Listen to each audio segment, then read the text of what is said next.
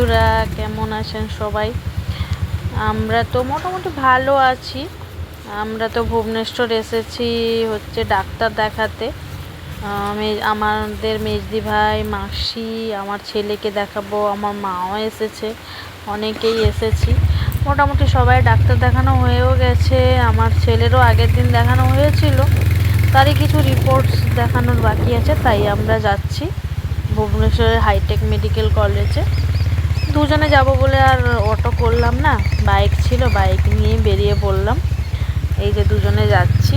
কতই সামনের দিকে রাস্তাটা একটুখানি খারাপ আছে, তারপরে পুরোটাই ভালো। আর বৃষ্টিও হালকা হালকা পড়ছে, ওটাই ভাবছি যে যাওয়ার সময় যদি জোর বৃষ্টি আসে তাহলে কী করব। দেখতে দেখতে পৌঁছে গেলাম হাইটেক মেডিকেল কলেজে। এবার দেখি ডাক্তারবাবু আছেন কি না নেই, কারণ ডাক্তারবাবু তো ওটি করেন, সার্জেন উনি ওটিতে চলে যান। আগের দিনকার যেরকম ওটিতে চলে গেছিলেন, তাই জন্যে দেখানো হয় না রিপোর্টগুলো। আজকে যদি তাড়াতাড়ি দেখানো হয়ে যায় তাহলে আমরা পুরী যাওয়ার কথা আছে, দেখি কি হয়।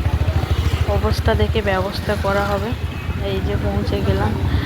আর এইখানে এলেই ডাক্তারের কাছে এলেই বোঝা যায় যে আজকাল কেউই ভালো নেই। কত রকমের সমস্যা, সবাইয়েরই কিছু না কিছু সমস্যা থাকে। দেখলে যে জীবনটা এতটা সহজই নয়, অনেকটাই কঠিন। অনেকেই অনেক কষ্ট করে বাঁচে।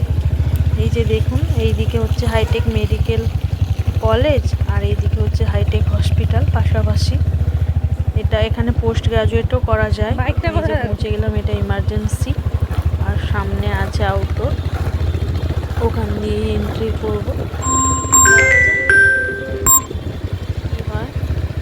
এই দেখি, ঠিক আছে, আপনারাও দেখতে থাকুন। Tata, bye bye.